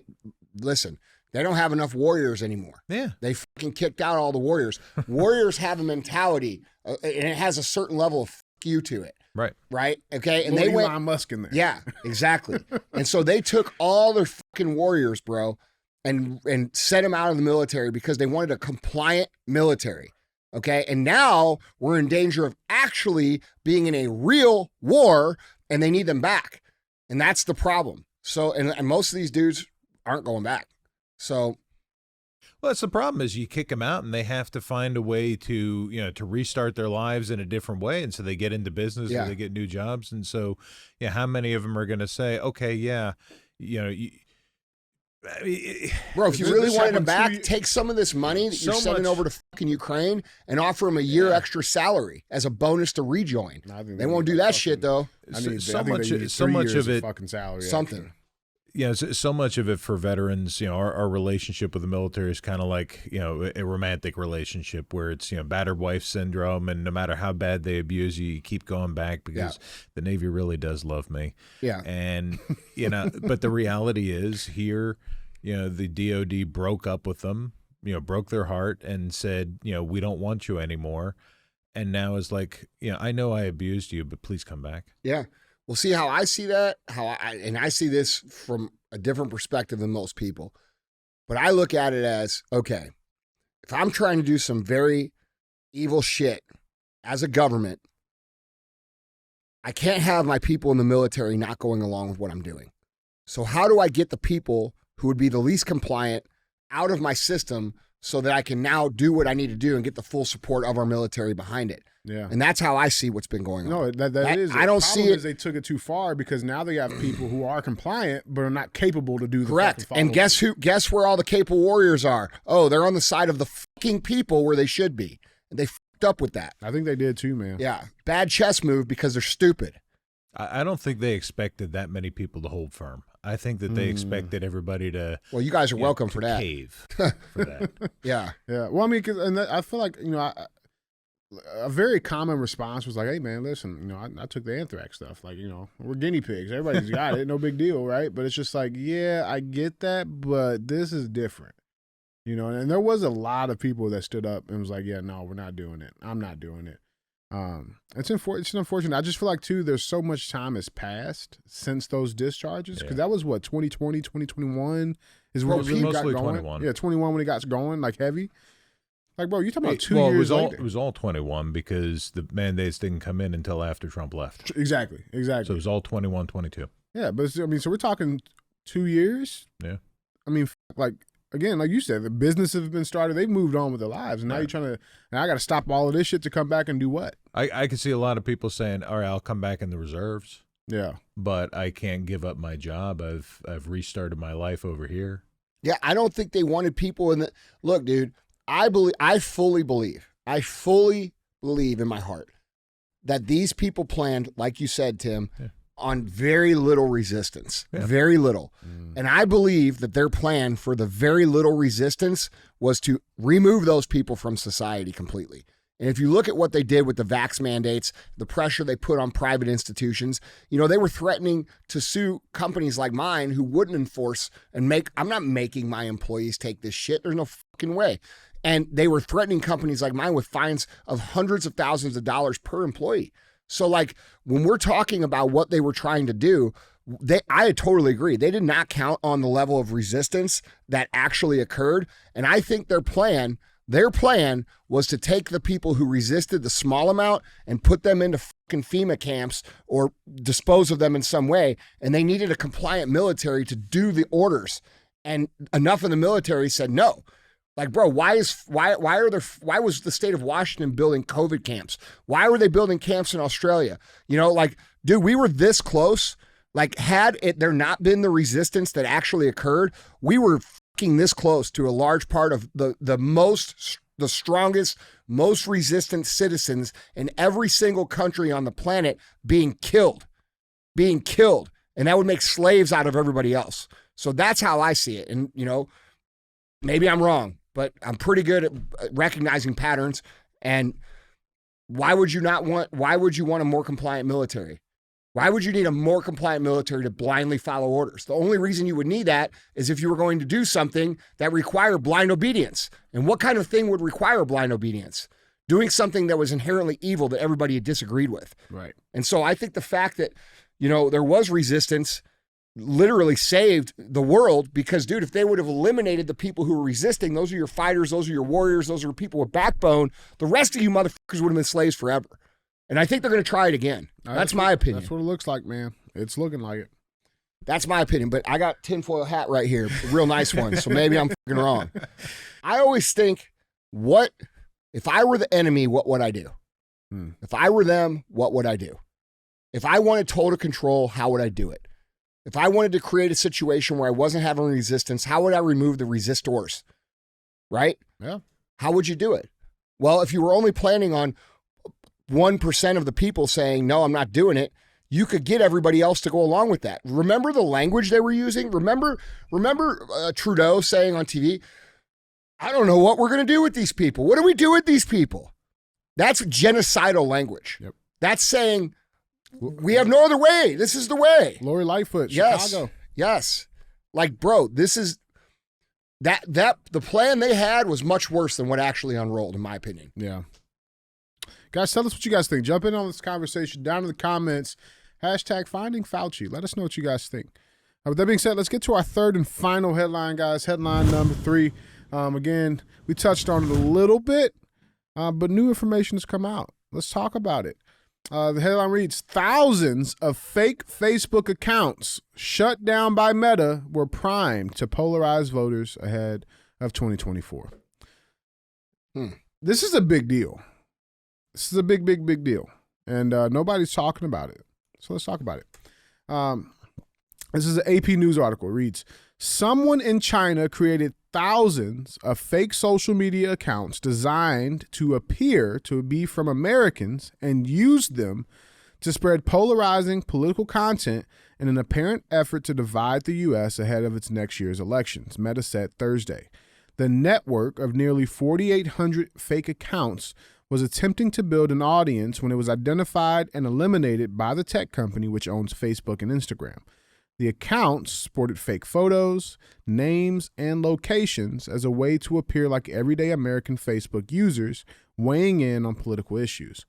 Instead of spreading fake content as other networks have done, the accounts were used to reshare posts from X, the platform formerly known as Twitter, that were created by politicians, news outlets, and others. The interconnected accounts pulled content from both liberal and conservative sources, an indication that its goal was not to support one side or the other, but to exaggerate partisan divisions and further inflame polarization.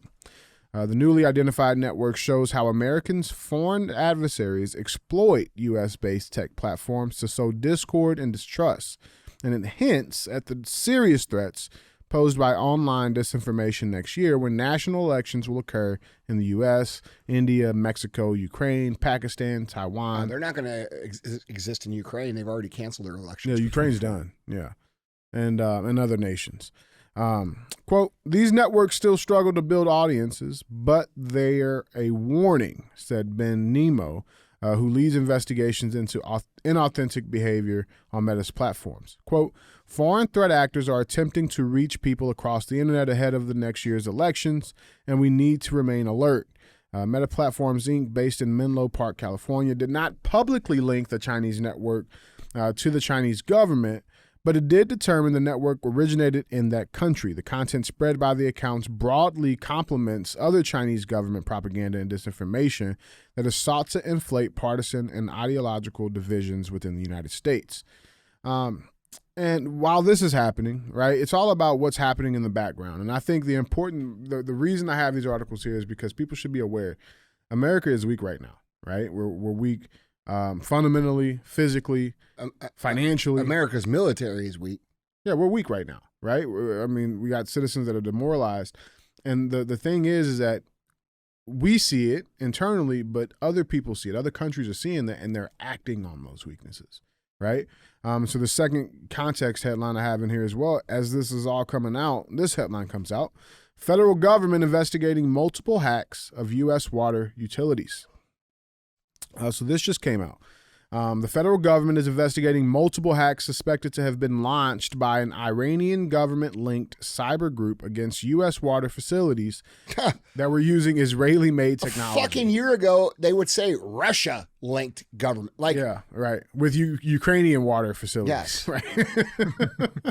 According to the two individuals familiar with the probes. One of the branches made headlines Saturday after the Tehran-linked Cyber Avengers Group claimed responsibility for hitting a water authority in Pennsylvania. In total, the government is aware of and examining a, quote, single-digit number of facilities that have been affected across the country, according to the two people who were granted anonymity to discuss details. They had not yet been made public. None of the hacks caused significant disruption, according to the individuals, while cyber experts familiar with the Pennsylvania incident say the activity appears designed to stoke fears about using Israeli devices. What we got on this, guys? Okay, here's what I got. Their fucking billboard says one hacker away. Okay, that's meta, yeah. All right, Yeah. So let's talk this through. A year ago, it was Russia that was doing all this shit. Mm-hmm. Okay, now who is it? China. Oh no, it's Iran. Oh, It's Iran. China. Yeah. And it's always the people that they tell us are our mortal enemies. And I'm just saying, I'm not sure I believe that shit at all. Okay, that's where I'm coming from. I think there's a high probability that members of our own government who want to create support for certain situations are willing to literally damage the infrastructure of the United States or do certain things to create that support. And so I don't think that's out of the realm of possibilities. I don't think that's unreasonable to consider after what we've witnessed. So when I see news like this, I always look at it from, okay, yeah, it could be Iran, it could be Russia, it could be this, it could be that. It could also be our own people doing it to gain support, to create a war so that they make a lot of money and get what they're trying to get. And it's hard to tell because these people are all fucking lying, and they've lied so much that we can't figure out what's truth and what's actually not truth. So when I look at what's going on, I see multiple scenarios of what the truth could be, and I don't think any of them are in that article. That's what I think. Tim, what do you got? You know, a lot of this, I look at the time that I spent doing the January 6th investigations, and you start with 2016 where Russia tried to tip the election in favor of Donald Trump, and then in 2020, then the other side thinks that that there was fraud to help Joe Biden. And really, if you take a step back from it and look at it, what do our enemies want? They want destabilization. Mm-hmm. And by the way, the Chinese wrote this down. They wrote it down hundreds of years ago. Mm-hmm. Sun Tzu's The Art of War. And it says it right in there about destabilizing the enemy to win the fight before you have to enter the battlefield. And the ideal thing would be for one election to think that it had been destabilized with one political party complicit with a foreign government to commit fraud and steal the election one way, and then 4 years later to do it the exact opposite way. And so, it was interesting to me where it talks about how this Chinese group, wasn't really necessarily supporting one party or the other, that the goal is simply destabilization, because that's what I see. And when I look at a lot of the things, in 2020, I have no idea whether there was fraud in that election, whether the outcome was real or not. And the reason for that is because I've never seen a full and complete investigation either direction on that. What I have seen is that the people that were doing this at the time saw indicators that they believed would show that there was fraud, and that they pursued those leads, and that they were stymied from being able to, fully investigate those because of time, resources. And so they went to DOJ and they asked them and the state agencies to take it over, and they refused. And so there wasn't really that full investigation of whether there was fraud or not, of course, leading up to then January 6th. But if you're a foreign government, if I'm China, I don't actually have to swing the election for Joe Biden. All I have to do is manipulate some of the public data so the people on the right think that there's been fraud. And in fact, the most brilliant thing China could have done in 2020 was to make the Trump side believe that fraud had been committed without Chinese fingerprints on it, and instead so that they start blaming the Democrats. And so you have both sides, continuing to fight one another, which causes that destabilization, which makes us much easier to conquer from the outside. And then when you add on top of that what we were just talking about with DOD getting rid of all the best warriors with COVID vax mandates, doesn't this all really fit perfectly into the Chinese playbook that they've been following for hundreds of years? Well, doesn't it fit perfectly that we have a commander-in-chief that is under investigation for taking funds on behalf of China for certain political favors? And the fact that since that man has been in office, he has drained our strategic oil reserves. He has left a large percentage of our military equipment in Europe. He has created an invasion crisis at our southern border. And he's let crime, instigated crime to run rampant in the inner cities of this country, et cetera, et cetera, et cetera, et cetera. We could go down the list. So Isn't it convenient that we also have a president who has, allegedly, by the data that's been shown, that he is taking money from other countries and pay-for-play schemes, doing these things that make our country weaker? What does that actually mean? Well, that means is the people who are at the top of our country are actually fucking traitors, okay? And they're selling the American people down the drain by making us literally setting us up on a platter for us to be conquered. So, doesn't that make sense with that same strategy? Absolutely. Yeah. So, because that's also part of the Chinese strategy, is if they can then infiltrate our people and and have some of our high government officials, Eric Swalwell, is a good example. Yang Fang. Yeah, exactly. She was killed. Yeah. In a plane crash. I saw and it went unreported. I saw that. Interesting. Very interesting. It's all of this is consistent with what their playbook is. And it's all about creating division. And then if you can also bribe some government officials and get some people at the top that are beholden to them, then it just makes it all the much easier. So, to me, I certainly respect how you look at it and you say, this looks like it could be our own people. I look at it and I say, this all very clearly it could be our own people doing it for the benefit of money that they've been paid. Correct. Yeah, absolutely. So we're both kind of agreeing. Oh yeah, I agree with you. I mean, the division that's been created is insanity.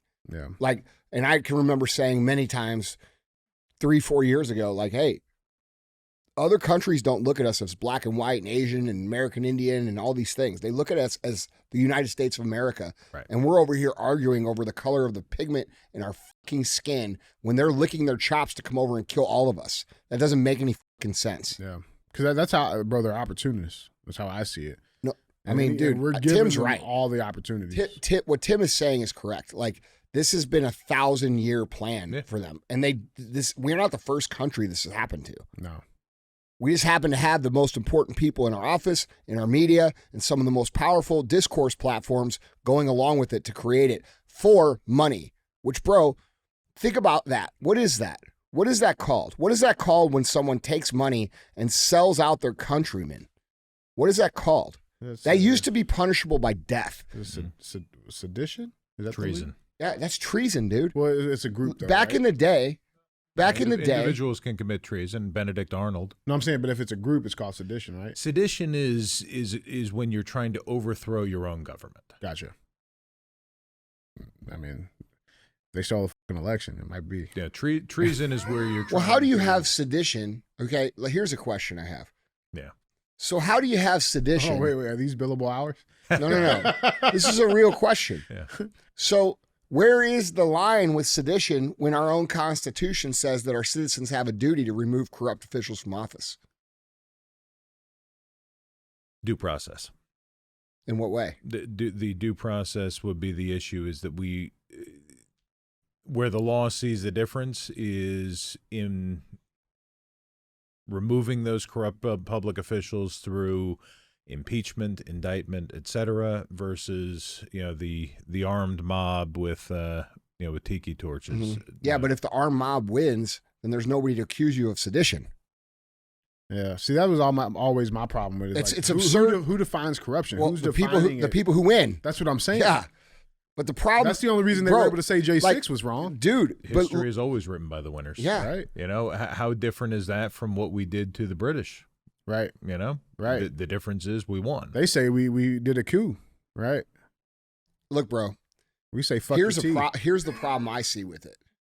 This is when I saw that. Did you probably saw all the release footage that just came out for January 6th, where the guys were fist bumping and all that stuff. Undercover agents taking their badges out. What's your take on that? Yeah. January 6th was such a politicized event that we've lost sight of a lot of the facts. There was a lot of bad behavior on that day, but at the same time, there were a lot of people that are in jail right now that I don't think, were really engaged in bad behavior. When I saw some of these videos, people looked like they were tourists. The cops are opening the doors, they're walking in, they're looking around. And I personally believe that a large percentage of those people probably thought, you know what? I just watched a whole bunch of people disrupt the Kavanaugh hearings. Mm-hmm. They go into the hearing, they make their voices heard, the Capitol Police drags them out, puts them back out on the street, and they have exercised their First Amendment rights, and they move on. Mm-hmm. And I wouldn't be surprised if a large percentage of those people walk up, see the cops opening the doors, and think that they're going to do the exact same thing. They're going to go in, they're going to make their voices heard, they're going to say, we don't agree with you certifying this election unless you investigate the fraud. The Capitol Police will escort them out, and then that's going to be the end of the day. Not that they're going to be charged with all this, stuff and go to jail for 10 years. Mm-hmm. Yes, there were some bad actors there. There were definitely, a smaller group that had darker designs. But to try to take that same brush and paint them all with it, is not accurate. And it always drives me nuts when they call it an insurrection, because insurrection is in the U.S. criminal code. And nobody's been charged with it.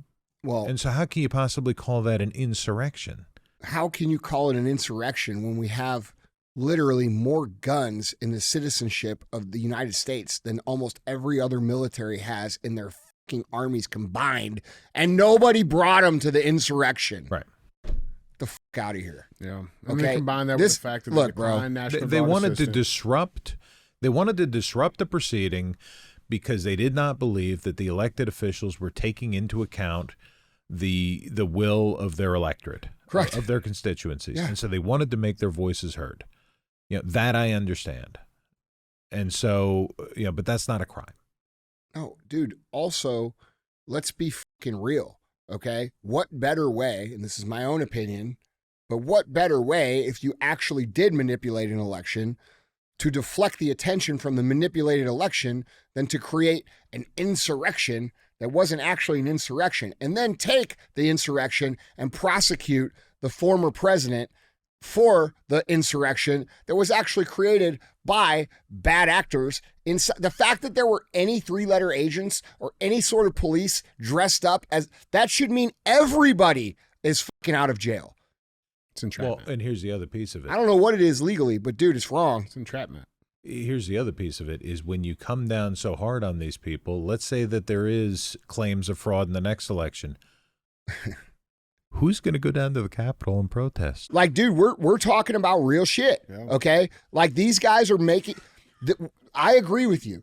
The entire part of prosecuting all these people was to create a situation where people are intimidated to show public disapproval of what's actually going on. So how many protests, where are the patriotic Americans? Where are the fucking red, white, and blue, 4th of July, hot dog grilling, beer drinking motherfucking men Americans? They're there. They didn't disappear. They're all out there. They all listen to this show. They know what's going on, but they're quiet and they're under the fucking ripples of the water. Why? Because they want that people to be quiet because they know that those voices matter. So they don't want people speaking up or standing up or going out and protesting that are patriotic Americans because it shows the amount of fucking fraud and where the public actually stands, okay? When you see, I don't know how many people were at J6, bro. It was 1 million people, wasn't it? There were a lot. Yeah. When you see 1 million people with American flags, like that look like regular everyday Americans who are all, and by the way, they're some of the coolest people on the planet. They're not domestic terrorists. These are just fucking people that love America, man. And they're all out there together and everything, like they don't want that because when you see that, it inspires more people to join that. To do that. Yeah. Yes. So dude, this is a societal cultural manipulation. And here's the problem that I have with it.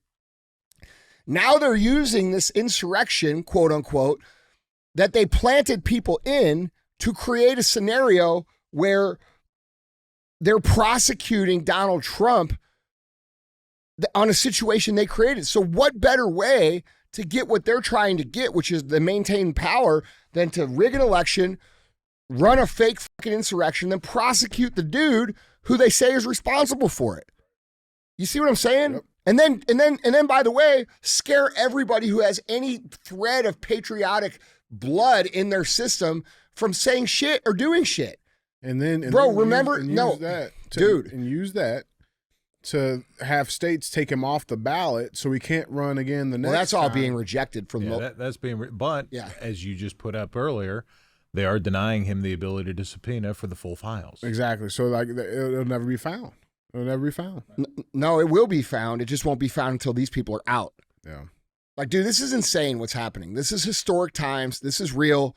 And I agree with you, man. The biggest part of J6 was to intimidate the patriotic American into silence. They did it peacefully with the branding of silent majority before that, right? Like, that's a cultural movement that they intentionally create. It's not like they want people to say, oh man, I'm part of the silent majority. Bro, there's no nobility in that. Like that means you're a fucking pussy. Okay? Silence equals we don't get what we want ever. That's what it equals. And they know that. So they branded this big swath of Americans as the silent majority. Okay, well, I don't have to speak up. Because I'm in the majority and we're going to win anyway. You know, it's funny because I see that regularly, the silent majority where, people come up to me in the gym. And, I live right outside of Washington, D.C. People come up to me in the gym, look around. I love what you're doing. Yeah, exactly. I know. Exactly. They do it all the time. I know, bro. I get it everywhere. I can't do what you do, but, man, it's awesome what you're doing. Yeah. I'm looking at this motherfucker. I'm like, bro, you got no fucking backbone. Where's your fucking dick and balls? You know what I'm saying? You wearing your wife's tampon right now? Like, real talk. Like, are you fucking, what the fuck is wrong with you? Yeah. What do you mean you can't speak up? What do you mean you can't join in? What do you mean you can't share the message? What do you mean? That's why we're losing. That you'll know when an insurrection happens, bro, because 1 million people will show up with weapons and kit it out, and like it'll be real shit. That'll be a real insurrection. Yeah. That's a real insurrection. An insurrection is not a bunch of patriotic people who feel like something bad is happening in their country and they get invited into a fucking a building with the police standing right there. Say, hey, come on in, man. Yeah, but the thing is, the freedom-loving Americans aren't going to want to do that because the reality is they want the constitutional system that we have. Right. They just want it to be enforced. Right. The people that want to overthrow our constitutional system are not going to be the ones showing up with guns. Yeah. but they're going to be the ones scattering the moment that there's a counteroffensive. Yeah. Listen, dude, here's my opinion. And Greitens is of the same opinion. There's no going back. You guys think we're going to go back to 2019 or 2018 or 2005. It ain't fucking happening. We're going to have to look at what's happening, and we're going to have to rebuild forward.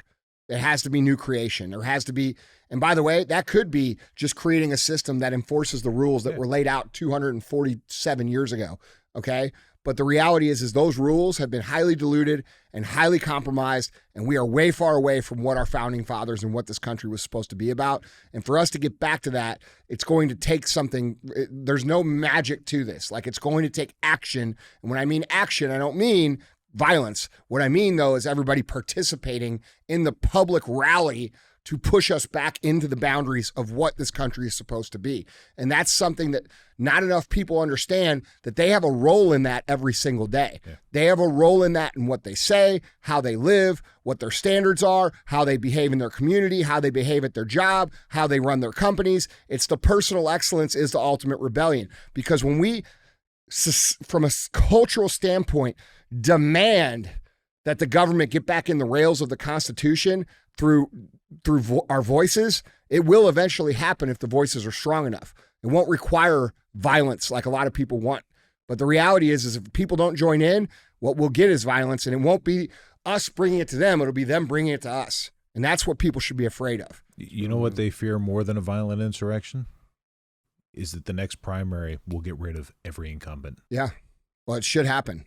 Every single one. That on right both there. sides, dude. Yeah, absolutely. Yeah. That would be a much more effective revolution. Yes. Is if both sides vote out every incumbent.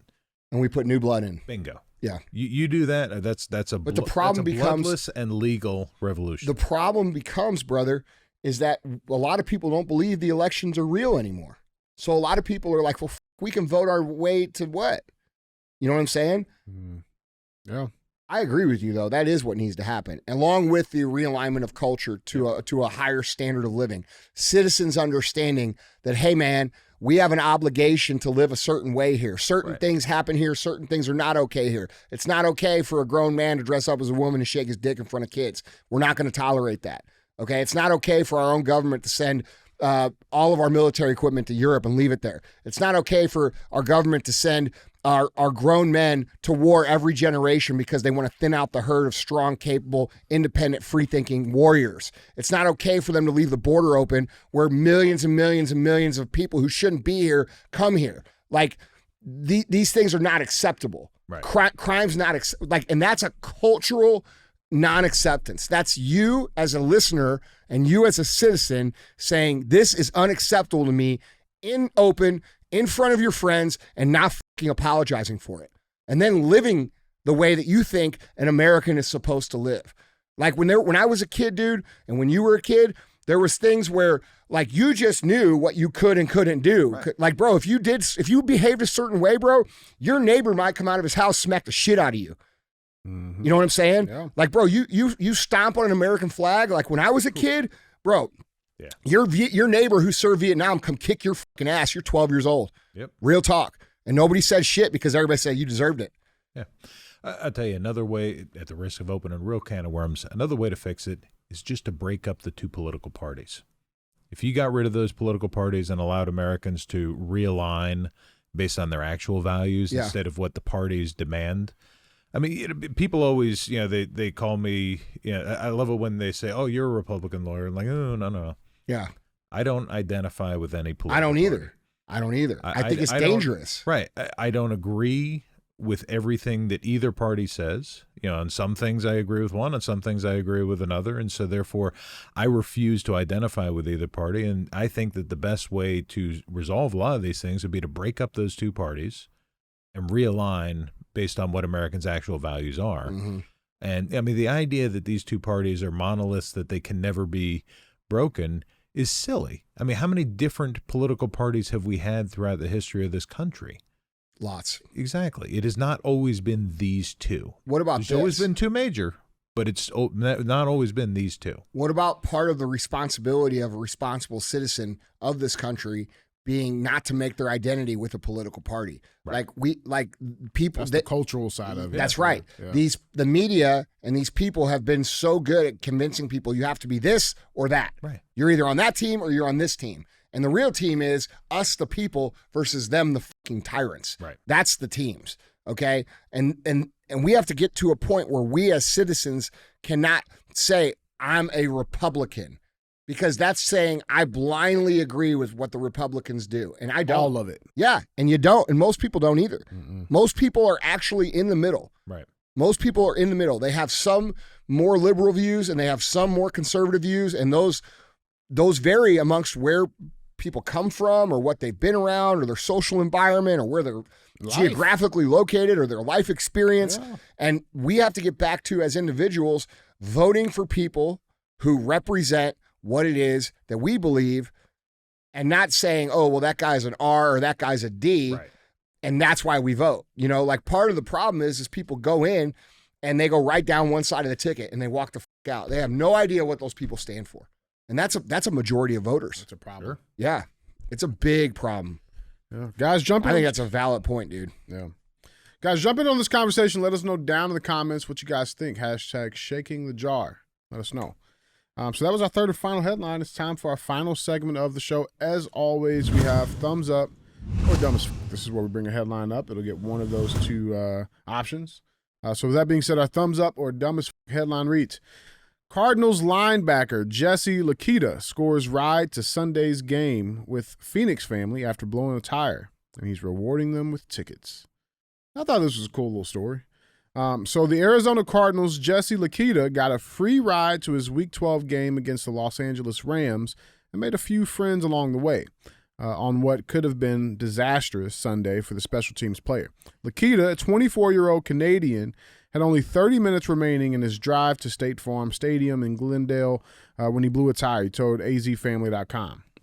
He stopped at a North Phoenix gas station and tried to pump air back into it, but when that failed, he started considering his options.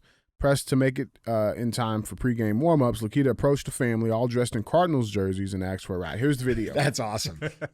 So honestly, I left the team hotel reasonably early, thinking I'm gonna make it to the stadium, get there, warm up, and I'm hitting on the highway. All of a sudden, I get a notification, tire issue. So I'm like, all right, cool. I think it's a situation where I could put some air, make it to the gas station.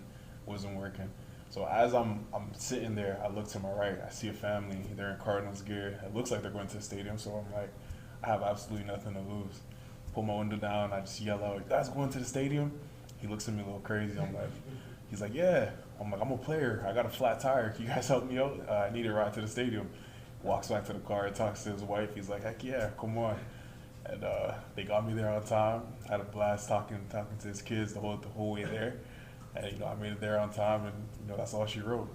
That's awesome. Yeah, so the article continues. It says, although large at 6'3" and 252 pounds, Lakita did not initially come off as an NFL player. Quote, at first they didn't believe I was a player, and I was like, yeah, I'm a player. I need to get to the stadium. The Phillips family made room in its car for him. The Phillipses were able to watch their new friend make a tackle and recover a fumble during their 37-14 loss to the Rams. And to show his appreciation, Lakita's given the family tickets to the Cardinals' December 17th home game against the San Francisco 49ers. What we got on this, guys? This thumbs up? It's the dumbest. What we got? I love it. I do too. My wife would have Googled him first to make sure he was a real player. I'll guarantee you that's what they did. I was like, nah, trying to ride me. Yeah. I guarantee you, bro. They checked him out. Yeah. That's awesome, though. I thought that was pretty cool. I thought it was real cool. Yeah, good people still exist. Yeah, dude, most people are good people. That's the point. Most people are like that. Most people are great people that actually give a fuck about other people and want to do the right thing. Yeah. And we've been made to believe and conditioned to believe and propagated to believe that's not the truth, and that is the truth. Yeah. And we have to remember that. Yeah, absolutely. I love this, dude. Yeah, absolutely. Awesome. So we got thumbs up around the room? Thumbs Yeah, up. for sure. All right, sweet, man. Well, guys, Andy, Tim, that's all I got. Yeah, Tim, thanks for coming on the show, man. Thank This you. has been great. I really enjoyed your insights. I think you provide a more reasonable take than I might have, but I appreciate it because I know you're a very, very, very intelligent, experienced man. So thanks for bringing that perspective to the show. Oh, thank really you for cool, having man. me. All right, guys, that's the show. Don't be a hoe. Share the show.